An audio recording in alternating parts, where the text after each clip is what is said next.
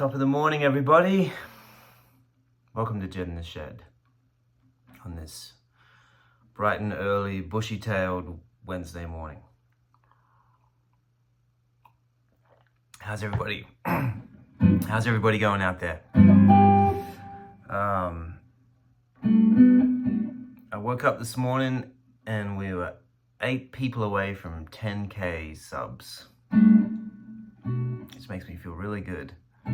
Thanks to everyone for coming aboard and tuning in. Man, the last 10 days have been non-stop.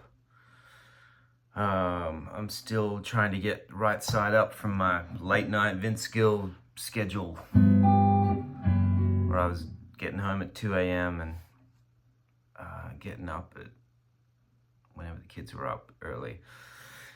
Anyway, those shows were really fun. What a great week. I feel like we were encapsulated in this bubble of Vince Gill Vince Gillness that transported us from our houses to the Ryman to our houses to the Ryman.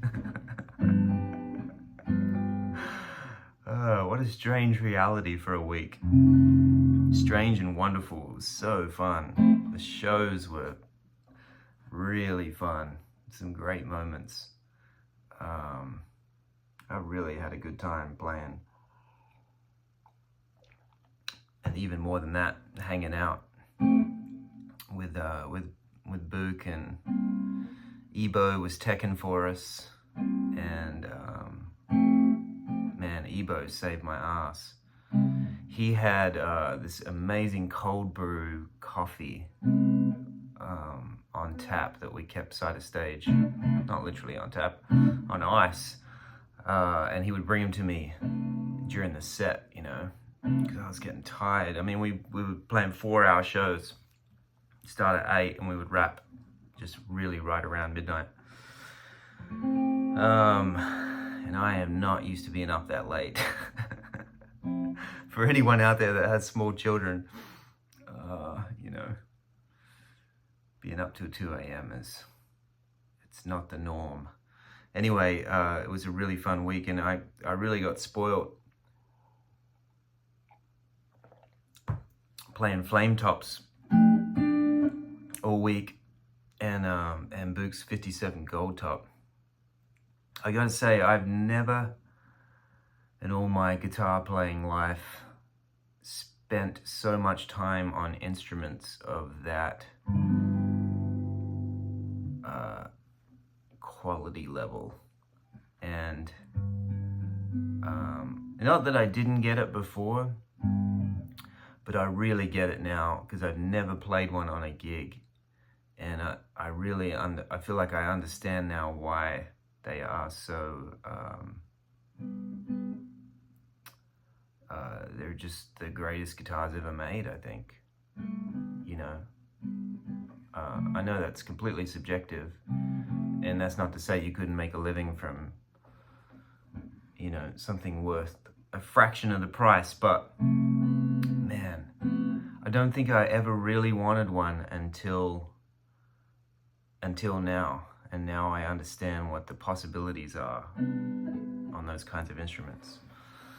It really is amazing. It kind of ruined me. But I will say, and not that I'm a big reverb guy anyway, because I'm not a huge gear nut, even though I have things that I like, that I use a lot, and that I recommend as tools. I will say, I don't think there's any point in spending a fraction of the time that I ever spent even poking around looking at stuff, because I just feel like now the goal is 59 flame top or 58, which obviously would take me years and years and to save for, and may not even be within the realm of possibility, but it really got my blood pumping. And I haven't felt that way in a long time about setting a goal like that for an instrument. Career goals are a totally different thing, but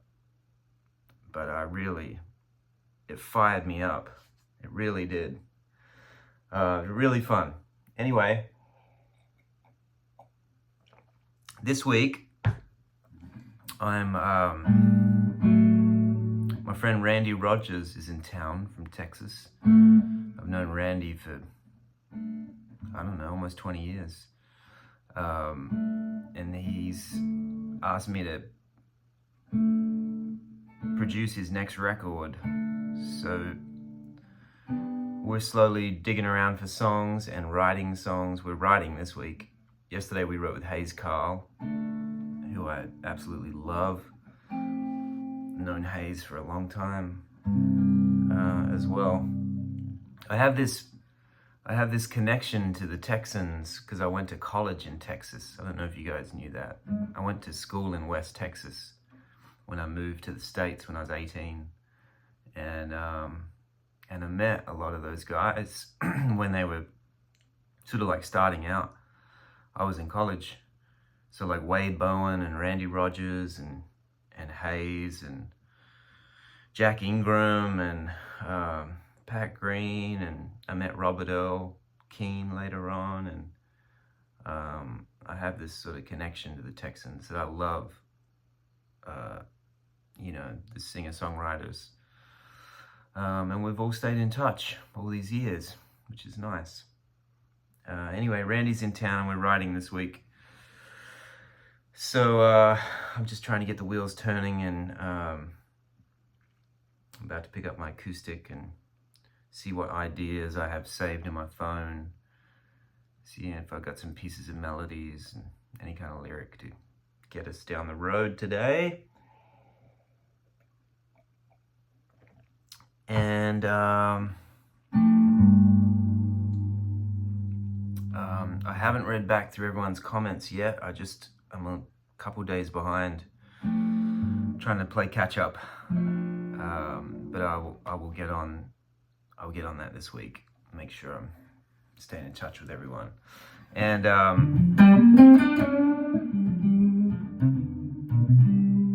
got a nice message from John Shanks. Do you guys know John Shanks? What a nice guy. He came to our gig the other night. He's into these Teisco shark fin guitars. He was asking me what the model name is. So, just real quickly, this has a model number on it, which is interesting, 759-1436. But I've heard him called a few things. I've heard him called a K2L. I've heard him called, I think, an ET230. Is that right? And then, of course, their nickname is the shark fin because of these great curves and beveled edge that it has. This one's refinished, by the way, just so you guys know. Refinished and rebuilt. Jeff Sen has done a lot of work to this guitar to make it a functional tool. And the pickups are very, very, very microphonic. I can't play this, like if everyone's in the tracking room together and the drums, I can't use this guitar because so much of the drums come through the pickups, like you wouldn't even believe it. You could use this thing as a microphone. It's so live. Actually probably would make a great microphone. And then you could run that through the pedal board and you could get all kinds of, use your pedals for the drum sound. There's an idea. Maybe we'll do that with Randy. Okay.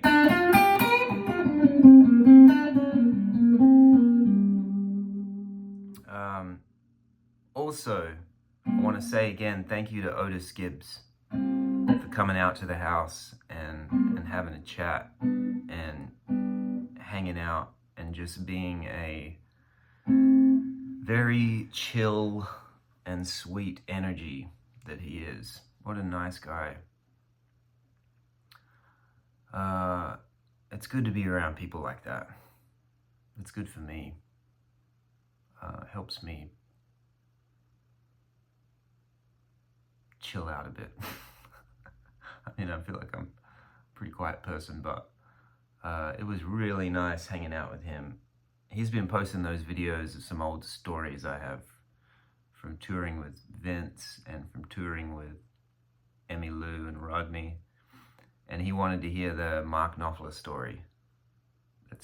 That's quietly becoming a thing of small legend.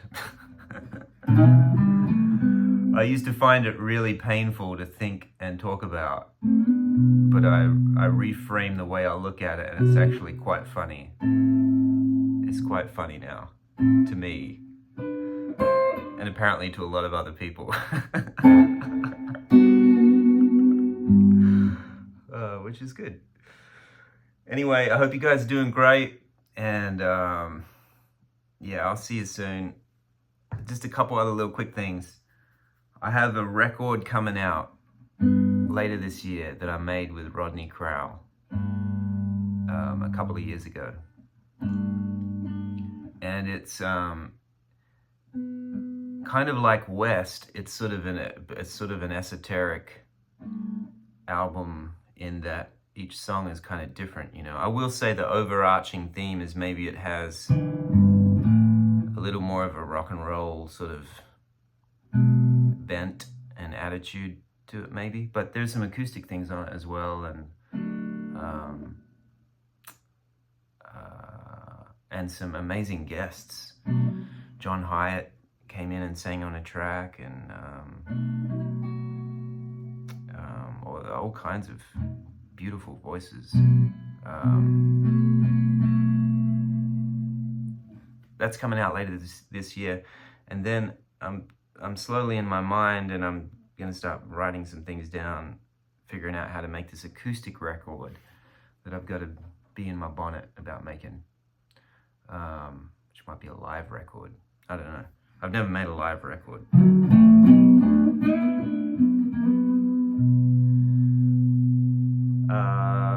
Because some people have been asking about that. But thanks for buying West and the Lost Tapes. There's going to be a new shirt pretty soon, Jedd Hughes shirt, which you'll be able to get at Guitar House in Tulsa. And then some other things in the pipeline. There's a lot going on. It's a busy time. That's it. I hope you guys are great, and I really do appreciate all of you for tuning in. Thank you so much. And yeah, I'll try to get in here and keep making these little video check-ins in the mornings this week. And then next week I'll be home and I'll be able to like really formulate some ideas. Okay, I hope you guys are great. Have a great hump day, and I'll see you soon.